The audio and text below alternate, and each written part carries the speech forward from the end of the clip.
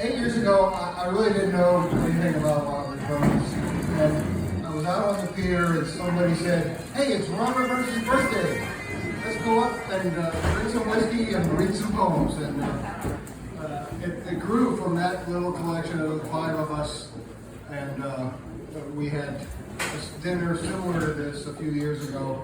And I hope it remains a big tradition here at the Dolphin Club.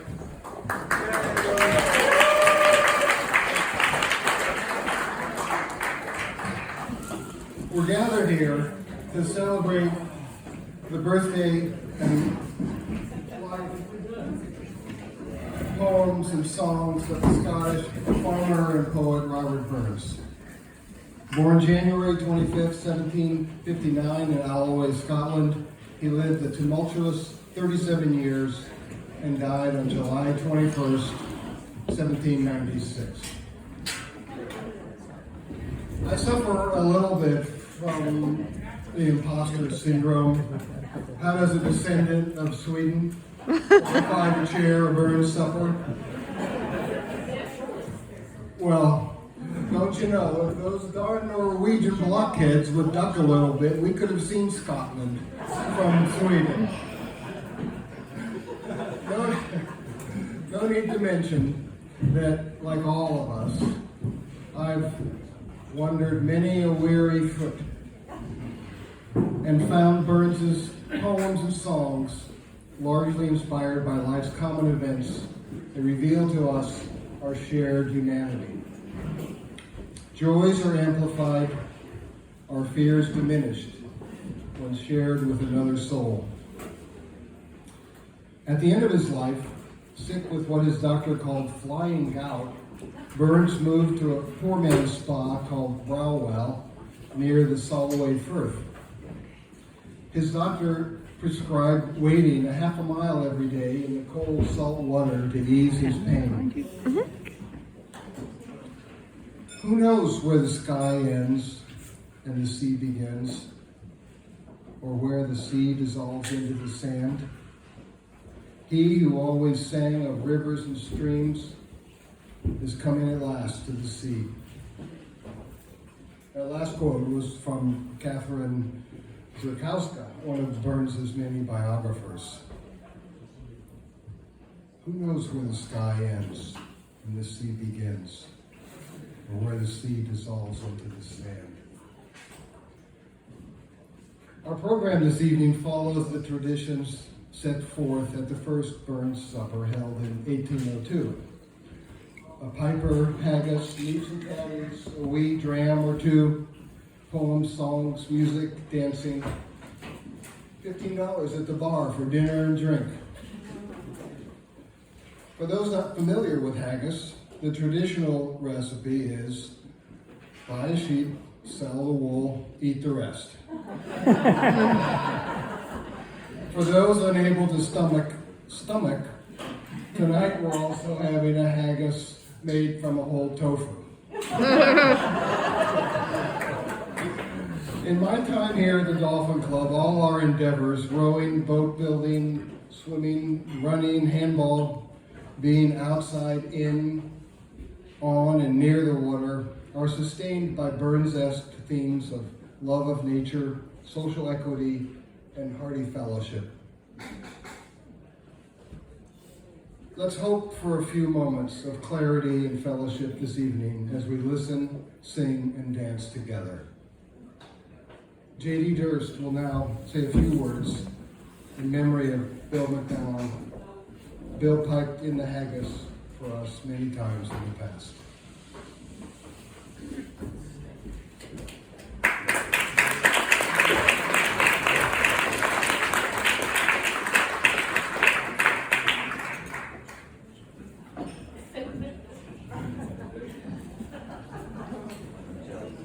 So William McNoon was a life member of the Dolphin Club. He passed away in 2021, and he'd been a member of the club since 1983.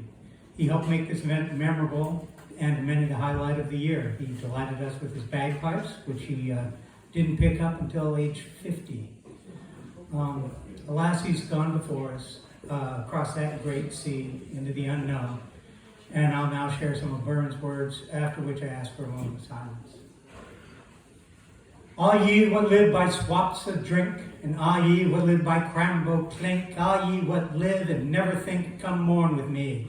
Our Billy's given us a drink, a jink and over the sea. Lament him I, a ranting core, what daily like a random explore. Nay, mayor, he'll join the merry roar in social key, for now he's standing near the shore, and o'er the sea. The bonny lasses wail may with him, and in their deep petitions place him. The widows, wives, and all may bless him with tearful ee, for well I wot they'll sarely miss him, that's over the sea. Farewell, my rhyme-composing Billy, your Dolphin Club will miss you sarely, but may ye flourish like a lily. Now, Bonali, I'll toast you with my hindmost gilly, though over the sea. Bravo!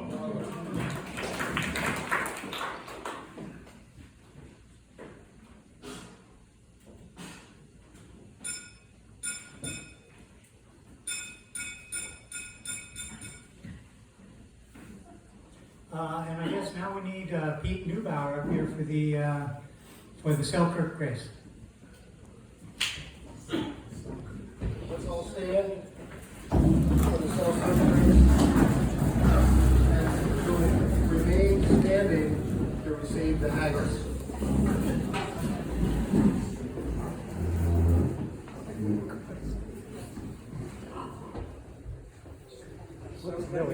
But can I eat?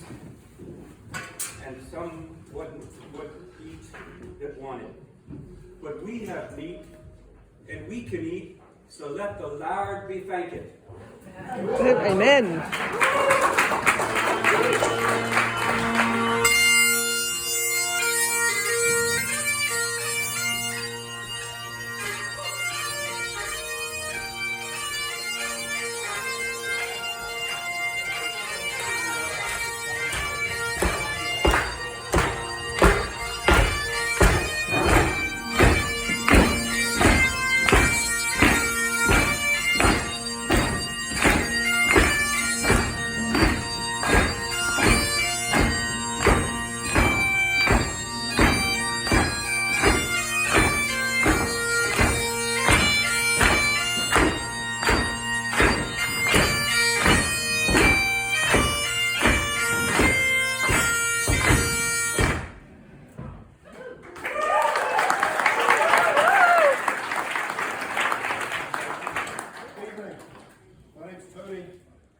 This is addressed to the haggis by Robert Burns.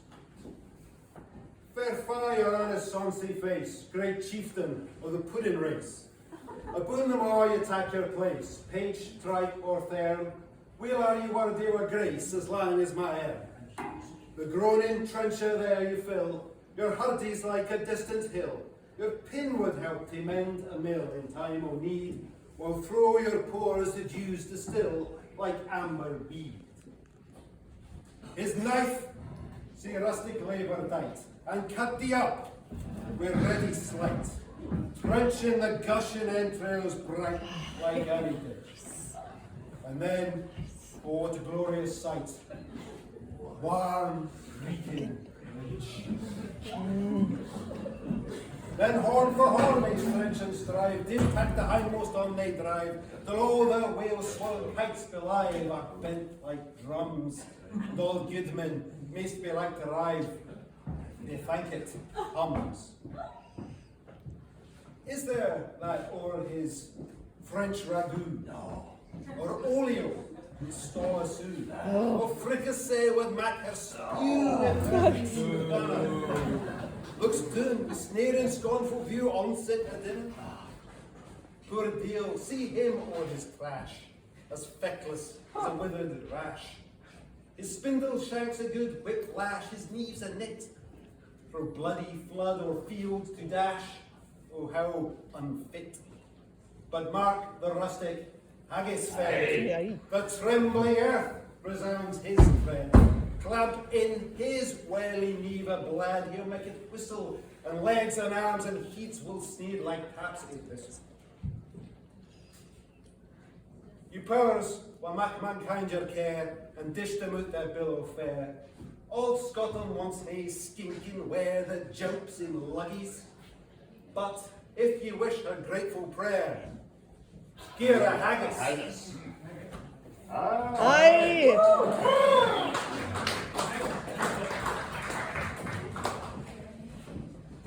Ladies and gentlemen, please charge your glasses. Join me in drinking the health of our cooks. To the piper Piper. and to the haggis. To the haggis.